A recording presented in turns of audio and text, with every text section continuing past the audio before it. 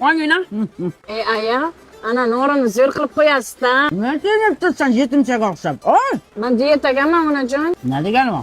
Ozmoqchi ekan, parhez tutyapti. Mana bizlar o't pufaklarimizni oldirib tashaganmiz. O'lganimiz yo'q. To'g'ri. Ma, ozgina qoldi, jib qo'y. Uyda ozginagina ekan-ku, yesam hech nima qilmas. Chinigul qizim mana tishlangan nonlarni yeb qo'ygin, xosiyat jomon bo'ladi.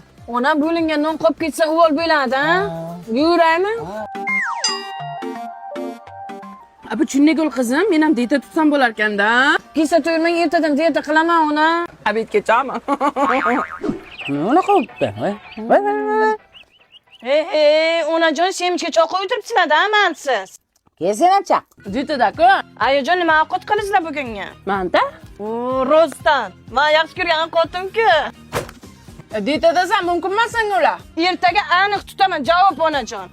Go'rimda ham tutolmaysan. Javob dedimmi sizga? Ertaga aniq semchka bilan tutaman. Salom. Muncha semiribsan, ozgincha diyeta tutib olgan. Diyeta qilyapman bitgacha. Nimaga abetgacha? Bizning uyda qariyalar bor, ular baqvat yeydi. Men ularga qo'shilib yeb qo'yaman. O'zim qilishga erinaman-da. Voy to'poy, seni miyang ham yog'lanib ketibdi. Diyet bistro bor-ku, nimaga o'shani zakaz qilmaysan? Axir uni O'zbekistondagi eng mashhur diyet ovqatlari bo'lsa, undan tashqari 24 ga yetishadi. Hattoki Yandex va Uzun marketdan zakaz qiladigan bo'lsang, uyinggacha olib kelib berishadi. Ertadan aniq diyeta qilaman. Menga qarang, dollar aka, qachon sovchilarni jo'natasiz? Sovchi? Qanaqa sovchi? Men sen bilan shunchaki o'rtoqman-ku, xayolparast. Nima? Qanaqa o'rtoq? Yaxshi ko'rmaykaning, men o'z deding. Sen uchun qancha azob chekdim men.